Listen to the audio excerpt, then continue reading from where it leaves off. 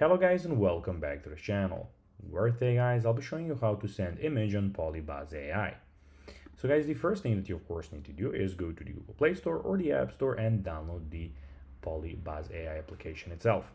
Then log in with your credentials or register if you haven't already done that, of course. But now guys, let's see how you can actually go and send an image on PolyBuzz AI. So first of all, you need to go into a chat where you can of course chat and send images.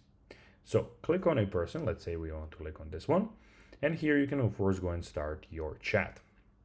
Now you have started your chat as you can see, and here we have some chat options, which you can of course go and click on. When you click on this here in the chat, so as you can see here, we can of course have the coin description and everything.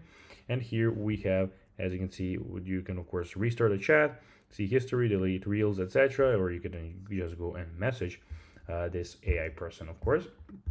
If we're talking about, of course, the AI people that, of course, you went to a chat with, of course.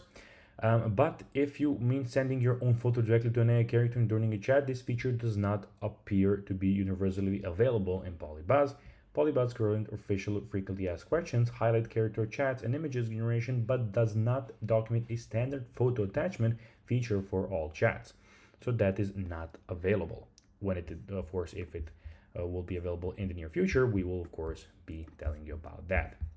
So guys, that will be everything for this video. I hope that you found this video informative and entertaining, guys. If you did, don't forget to like this video, share it, subscribe to the channel, and put the notifications on, and I'll be seeing you in the next one. Bye guys.